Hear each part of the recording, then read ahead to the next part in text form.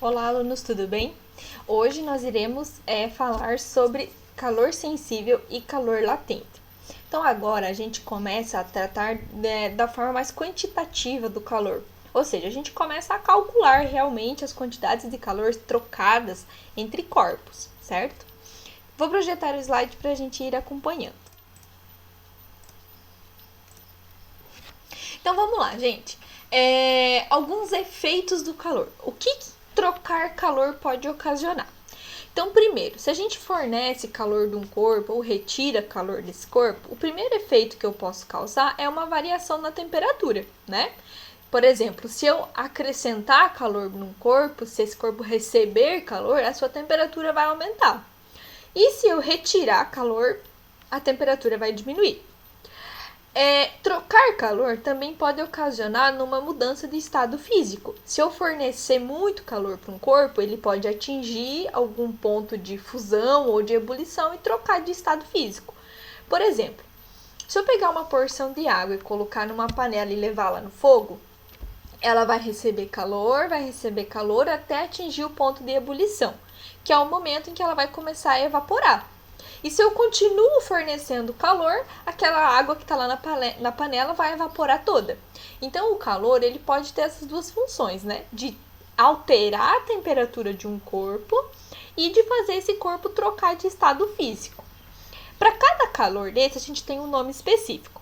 Aquele calor que consegue afetar a temperatura do corpo, que consegue aumentar a temperatura ou diminuir a temperatura do corpo, a gente chama esse calor de calor sensível. Ele só vai afetar a temperatura.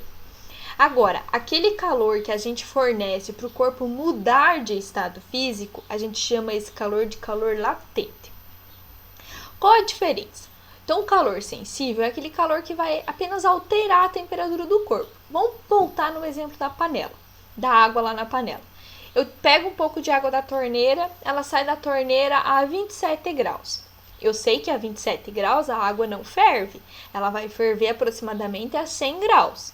Então, eu coloco ela no fogo para que ela receba calor e a sua temperatura aumente até chegar em 100 graus, correto? Quando ela chega em 100 graus, se eu desligar a panela, ela vai continuar fervendo? Ela não vai continuar, né? Por quê? Porque eu preciso continuar fornecendo calor para que ela evapore. Então, esse calor que eu continuo fornecendo a partir do momento em que ela atingiu 100 graus, esse calor se chama calor latente.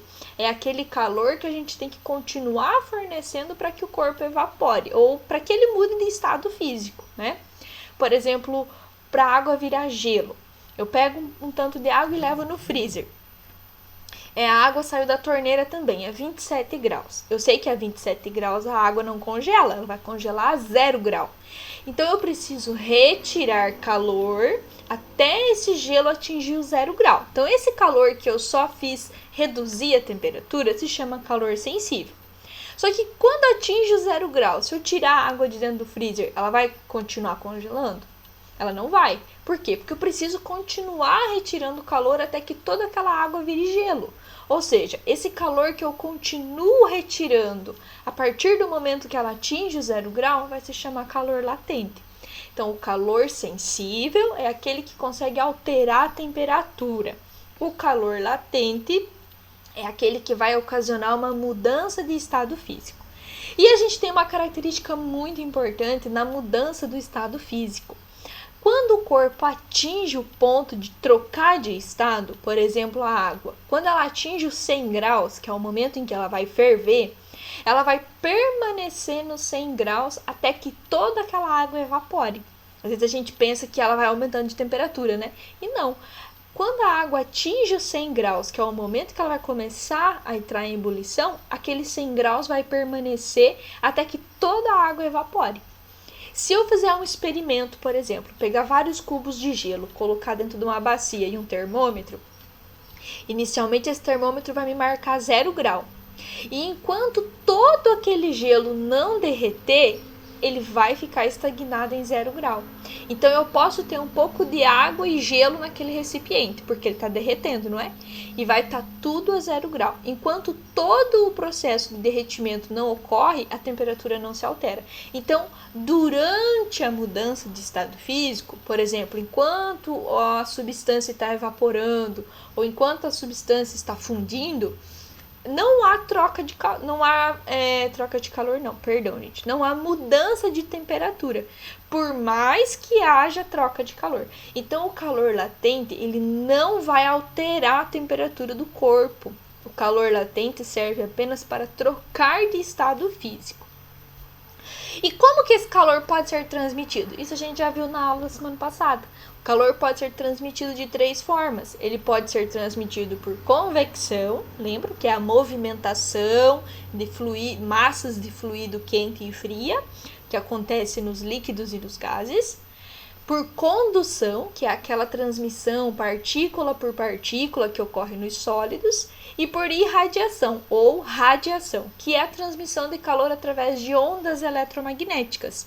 Todos os corpos emitem radiação, certo? Todos os corpos emitem calor. Quando a gente vai lá no supermercado e eles medem a temperatura da gente com aquela pistolinha, aquele é um equipamento que consegue medir radiação. Então, a partir da radiação que você está emitindo, a gente consegue determinar a temperatura do seu corpo. E assim para qualquer outro objeto. Óculos de infravermelho, a gente consegue utilizar aquilo porque ele lê esse tipo de radiação. Dependendo da radiação que você está emitindo, é a cor que vai aparecer lá no óculos, certo? Muito bem, vamos continuar então. Calor sensível. Então, vamos definir melhor o que é calor sensível. Então, é aquele fornecido para o corpo e que gera uma variação na temperatura. Então, o calor sensível ele vai alterar a temperatura do corpo. Por exemplo, se eu quiser aquecer aqui um copo de leite, eu vou colocar ele lá no fogo por um tempinho e ele vai ficar mais quente, ele vai alterar a sua temperatura. Então, esse calor que ele recebeu se chama calor sensível. Por exemplo, aquecer a água sem que ela ferva. Também pode ser um exemplo, né? Coloco a água lá um pouquinho no fogo, ela vai ficar morninha, mas ela não vai evaporar. Então, esse calor que ela recebeu se chama calor sensível. Aquecer aqui a chapa do ferro de passar roupa, por exemplo. Quando você liga ele na tomada, ele vai aquecer, não vai? Porém, ele não derrete, ele só aquece, ele só altera a sua temperatura. Então, esse calor fornecido também se chama calor sensível. Quando a gente fala de calor sensível, a gente tem que levar em consideração que alguns corpos têm mais facilidade de aquecer do que outros. Por exemplo, se eu considerar uma colher de metal e uma colher de madeira, e eu esquecer as duas lá dentro da panela, qual que vai estar mais quente depois de um tempo? Com certeza vai ser a colher de metal, não é? Os metais, eles são bons condutores de calor, eles conseguem se aquecer rapidamente.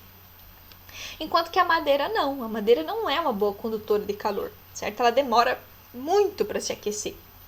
Ou seja, cada material se comporta de uma maneira ao trocar calor. Essa propriedade ela vai estar vinculada com o que a gente chama de calor específico. Olha o nome, específico. Cada objeto vai ter o seu, é específico para cada material, certo?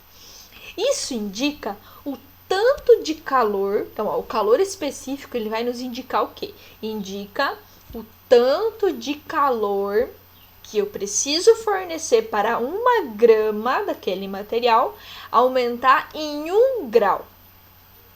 Vamos entender melhor. Vamos pensar que esse cubinho aqui de gelo tenha 1 grama, certo? Então, esse cubinho de gelo tem 1 grama. E eu preciso aumentar a temperatura dele em 1 grau. 1 grau. Vamos supor que esteja menos 10, eu quero que ele vá para menos 9. Eu quero aumentar 1 grau a temperatura. Quanto de caloria eu preciso fornecer para que essa 1 grama aumente 1 grau? Essa informação é o que a gente vai chamar de calor específico, certo? Cada material vai ter o seu calor específico. Quanto maior for esse valor, indica que mais calor eu preciso fornecer para aumentar 1 grau naquela substância. E quanto menor for esse valor, significa que menos calor eu preciso fornecer. Ou seja, ele consegue aquecer mais fácil, ele tem mais facilidade em aquecer.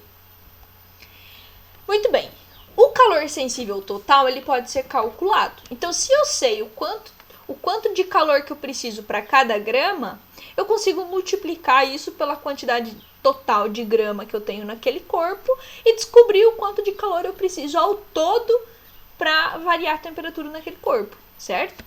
E a partir disso, a gente chega nessa expressão aqui, ó, que é a famosa expressão do que macete, certo?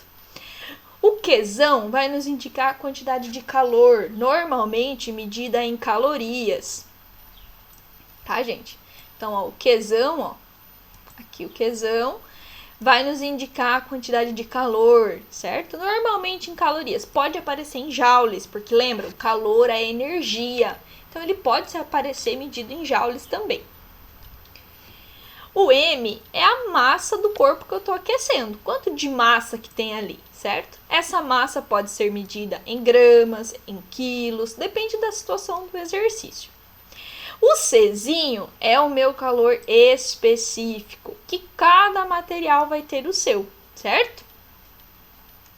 E o ΔT é a variação de temperatura. Quantos graus que a gente está mudando na temperatura desse corpo? Se o corpo aumenta de temperatura, a gente vai ter uma variação positiva, indicando que foi recebido calor.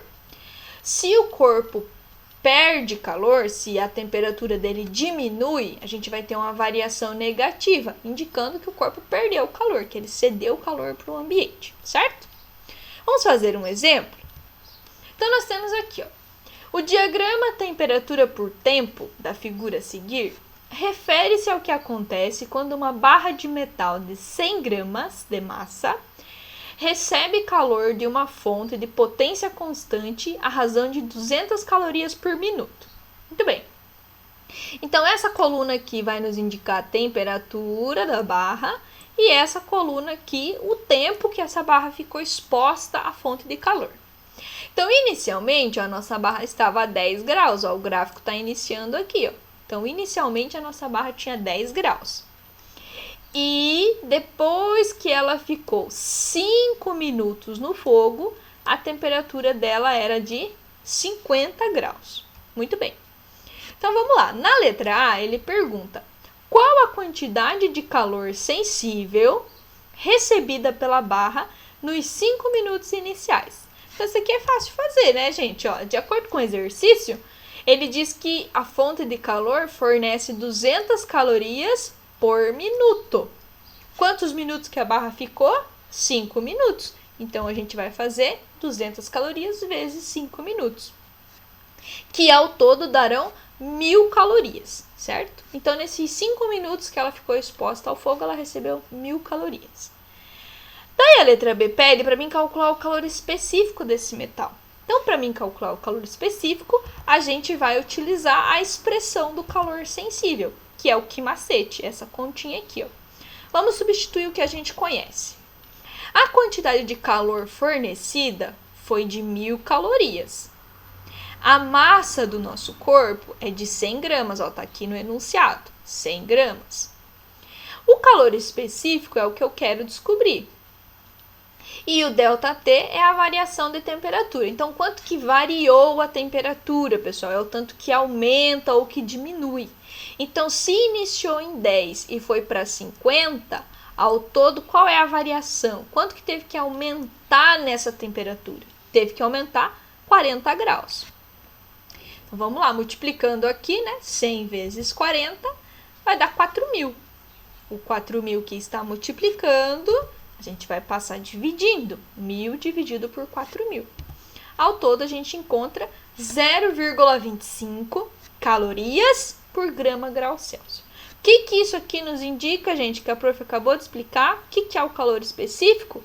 É o tanto de calor que eu preciso fornecer para aumentar 1 grau em 1 grama dessa substância aí, certo? Então, esse é o calor específico desse material aqui. Tranquilo, gente? Não é difícil, né? Muito bem, agora a gente vai ver o calor latente. O que é calor latente? Então, o calor latente, como a prof explicou lá no começo, é aquele calor que precisa continuar sendo trocado para que o corpo mude de estado físico. Por exemplo, Se eu colocar uma quantidade de água, 1 litro de água para ferver, eu sei que eu tenho que fornecer uma quantidade de calor até ela atingir o ponto de ebulição, até atingir os 100 graus, mas continuar fornecendo calor para que tudo aquilo evapore. Então, esse calor que a gente tem que continuar fornecendo a partir dos 100 graus é o que a gente chama de calor latente. Então, é o calor necessário para evaporar totalmente 1 litro de água. É o exemplo, tá? Mas é aquele calor necessário para mudar de estado físico, qualquer substância, certo? Nesse tipo de calor, o calor latente, ele não vai conseguir variar a temperatura do corpo. Por quê? Porque quando o corpo está mudando de estado físico, a temperatura fica estagnada, a temperatura não muda.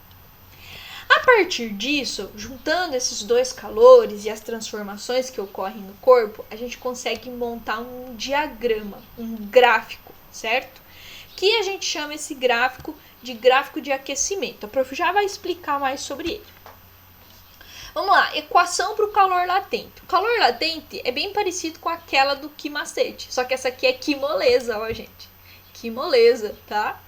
O Q a gente já conhece, é a quantidade de calor. O M é a massa da nossa substância, do nosso objeto. E o L é o calor específico latente. Assim como cada material tem o seu calor específico sensível, os materiais também têm calor específico latente, certo, gente? Vamos lá. Isso aqui, gente, é o que a gente chama de curva de aquecimento. A curva de aquecimento, ela nos mostra o comportamento de uma substância quando ela está sendo aquecida, quando ela está recebendo calor. Ou também pode ser quando ela está perdendo calor. É só a gente analisar a curva de trás para frente daí, certo? Então, vamos lá. Nessa curva, a gente tem uma substância que é a água, certo? Um exemplo é a água. E, inicialmente, ela está a menos 20 graus Celsius. Então, ó, o gráfico inicia aqui. Menos 20 graus Celsius, a gente sabe que nesse ponto a água é sólida, ela é gelo, não é? Qualquer valor abaixo de 0 grau, eu sei que a água está no estado sólido, ela é gelo. Muito bem. Eu começo a fornecer um pouco de calor, então, ó, começo a fornecer calor, ó, essa linha aqui nos indica o calor recebido, ó. Então, eu vou fornecendo calor, ó, o que vai acontecendo? Eu vou fornecendo calor, a temperatura do nosso gelo vai aumentando. Né? Vai aumentando, vai de menos 20 para menos 19, para menos 18, menos 17. A temperatura vai aumentando até chegar em 0 grau. Então, essa primeira faixa aqui, essa primeira reta aqui do nosso gráfico, nos indica uma quantidade de calor sensível, certo? Por que sensível? Porque só fez a temperatura variar. Eu tirei do menos 20 e levei em 0, certo? Em seguida, ó, depois que atingiu 0, a água vai entrar em fusão, ou seja, ela vai começar a derreter. Então, eu vou fornecendo calor, vou fornecendo calor, vou fornecendo calor, até que ela derreta tudo. Porém, vocês conseguem perceber que essa reta aqui, ela está em cima do 0 o tempo inteiro? Por quê? Porque aqui é o momento em que ela está trocando de fase, ó, é a fusão, ela está trocando de fase, indo da fase sólida para a fase líquida. Ela precisa continuar recebendo calor para trocar de fase. Então, esse momento, ela está recebendo calor do tipo latente, certo? Muito bem, derreteu tudo, agora eu quero que essa água ferva. Então, quando ela termina de derreter, quando derreteu a última molécula, ela está em 0 grau ainda. E ela precisa chegar lá em 100 para ferver agora. Então, de 0 para 100, eu tenho que causar uma variação de temperatura, não tem? Então, eu vou continuar fornecendo calor para causar essa variação de temperatura. Variação de temperatura é calor sensível, não é? Eu alterei a temperatura de 0 para 100. Chegou em 100 graus, ela vai trocar de fase de novo. Agora ela vai passar da fase líquida para a fase gasosa. Então, agora eu forneço calor para que ela mude de fase. Então, se está mudando de fase, esse calor é calor latente, certo? Então, eu forneço calor para ela trocar de fase. Depois que ela evaporou tudo, ela virou vapor. Depois que ela é vapor d'água, eu posso novamente continuar aumentando a temperatura dela até quando eu quiser. Então, essa parte aqui, novamente, é calor sensível. Certo, gente? Então, isso aqui é uma curva de aquecimento. Ó. Eu consigo perceber certinho os pontos em que ela muda de fase, porque são os momentos em que a temperatura permanece constante, apesar do fornecimento de calor.